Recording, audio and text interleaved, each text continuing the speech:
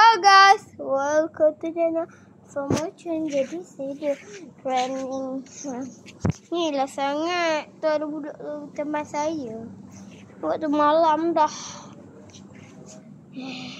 Esok malam saya pergi Masdara tapi tak tahu betul ke tak. Pergi ke tak. Tapi dia ni bulut. Bulut. Ni. Korang like banyak tau. Yang sikit ni ada. Jadi sekarang saya ada update makacul lagi.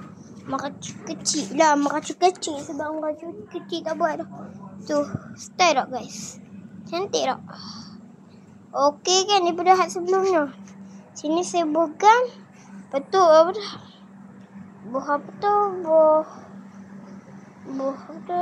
tisu dulu, lepas tu buah gam. Sama lah kat belakang ni. Penuh gam. Siapa nak saya hantar, tapi jangan tempat jauh-jauh sangat tau.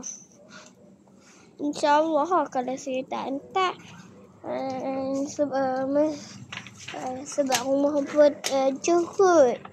Sebab rumah pun jauh kalau saya tak pergi. Ni, kucing ni tak bebek nangis guys. Dia tak bebek. Miau. Ingat awak tu. Dia nangis. Tu kau tu. Dia terbuka. Sebenarnya saya tak pakai baju guys. Tapi jangan tengok tahu guys. Saya nak tik ayam lah. Saya nak tengok tu. Jangan jauh. Tu ada kawan saya. Ada gemuk-gemuk. Guys, tolong guys. Sikit perut saya. Okay, perut. Okay guys, saya nak cari ayam. Hago. Nafas. Shot.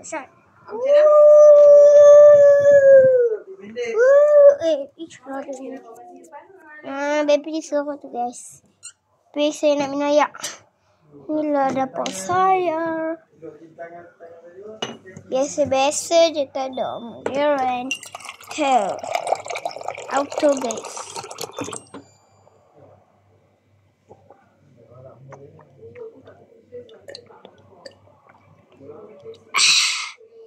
Ayam Milo. Guys, tolong pakai sound sebelum ataupun ni guys.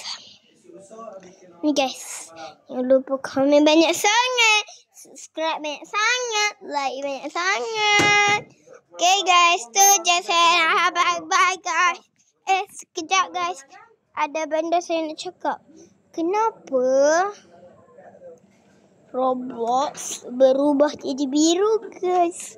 Dulu merah, tu hitam, lepas tu biru.